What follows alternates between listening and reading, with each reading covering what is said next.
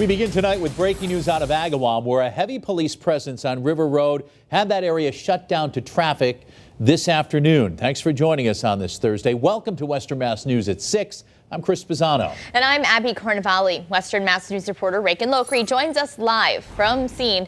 Reagan, what have you learned?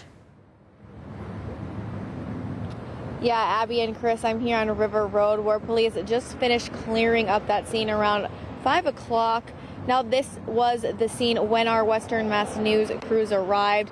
Both sides of River Road were shut down to traffic, but they have since been reopened. You can see crime scene tape blocking off a section of the road. We received tips about multiple car crashes in this area, and we did see one Springfield police cruiser on a tow truck, as well as another car being towed from the scene. And we are learning new information this hour. Massachusetts State Police tell us they assisted Springfield PD in a pursuit after a car struck a Springfield police cruiser and fled south on East Columbus Avenue. When the car crossed into Agawam, that's when state police assisted in the pursuit.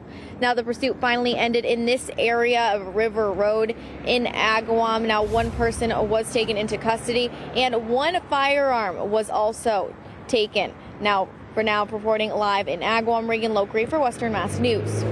Thank you for that live report, Reagan. Now to a traffic alert out of Longmeadow. Mass DOT reporting that I-91 North is closed between the Connecticut state line and exit 1, which is for Route 5, due to a crash. Here's a photo sent in, or I'm sorry, this is a map that you're looking at right now, and traffic is backed up in that area. You can see it's well past the Connecticut state line. Now, this is a photo sent by one of our Western Mass News employees.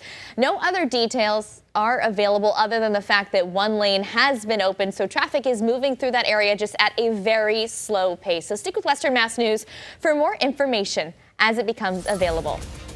Now to more breaking news that we've been following out of Hadley, a dramatic police chase that started in South Hadley and crossed town lines over into Hadley, ending in the arrest of one man. Western Mass News reporter Maria Wilson is live for us in South Hadley to break all of this down. Maria? Yeah, Abby, Chris, that chase actually started several miles from that spot. The police were eventually able to catch and arrest the suspect at the center of it all. This is how that chase spanned parts of South Hadley and how Hadley had ended. You can see the suspects crashed their Jeep Cherokee and several police cruisers are surrounding that area. The 25-year-old suspect crashed his car following a police chase that started at the Pioneer Valley Performing Arts School and ended with him in handcuffs along Route 9 in Hadley. South Hadley police tell us this all started when they received a call from a man who said he wanted to die by police and that if officers approached him, he would shoot at them. Police were able to track his location and made sure they kept a safe distance from the man who they described as agitated. When he got back into his car, he led police on a chase that spanned several miles and ending after colliding with two other cars in Hadley. Police confirming to us that no one, including the other drivers on the road, as well as officers or even the suspect himself, were injured during that ordeal today.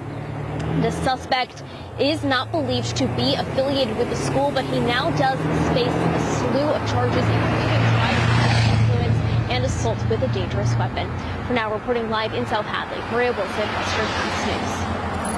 All right, Maria, thank you for that live report. And now to more breaking news out of Springfield, where our crews are seeing a heavy police presence at an apartment complex that was raided just over 24 hours ago. Now, here was the scene when our Western Mass News crews arrived. This is at the Berkshire Arms apartment complex.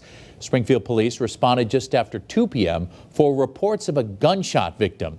They say a man was taken to Bay State Medical Center with serious injuries. One suspect was arrested, and that incident remains under investigation.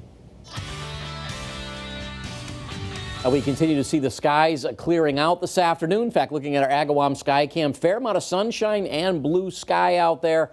Cold front has moved through the region. Drier air is moving in, and that's going to be sticking around for the next couple of days. Temperatures throughout southern New England, 70s and 80s at this hour. 81 in Springfield and Hartford, 78 Worcester, 77 in Keene, 80 right now in Boston. The winds have turned to the northwest behind that front, and you can see it is still rather breezy at this hour. Winds sustained between around 10 and 15 miles per hour. That drier air moving in. Pittsfield, dew point is down to 51. Here in Springfield, the dew point at 58. Worcester now, their dew point down to 55. Front still not through the Boston, Providence area yet. Their dew points are still running in the 60s to around 70 degrees.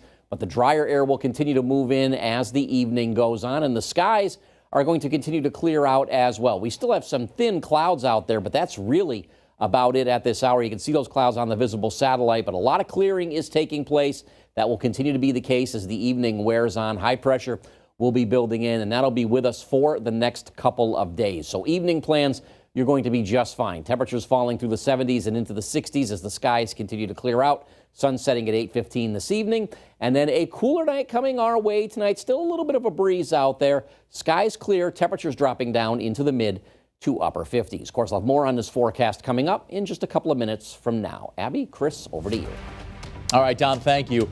We are just 2 days away from Vice President Kamala Harris coming here to Western Mass for a presidential campaign fundraising event, less than a week after President Biden dropped out of the race. Large crowds are expected, and Western Mass News reporter Glenn Kittle spoke with business owners who hope many of them make their way to the storefronts. Final details are still in the works in Pittsfield ahead of Vice President Kamala Harris's visit for her private fundraising event, as she's now the presumptive Democratic nominee for president. The private fundraising event coming just 6 days after President Biden dropped out of the 2024 presidential race, and businesses in the area are expecting large crowds. Along with the vice president, world-renowned cellist Yo-Yo Ma and Grammy-winning artist James Taylor will be performing for donors. John McNinch owns 101 Restaurant and Patrick's Pub. He tells Western Mass News Hillary Clinton visited the city when she was first lady in the 90s, and her appearance was exciting for the area. We didn't own anything here, and we owned in Lenox. We didn't own in Pittsfield back then, so I don't know what the effect was from Pittsfield, but in Lenox, just the hubbub, got everything moving, got everything going. Owner of Museum Facsimiles outlet store Ken Green tells Western Mass News the foot traffic in the city's downtown alone will be worth it. He says folks always call him interested in the goods he's got on display. Even when they have the parade in downtown, we're closed.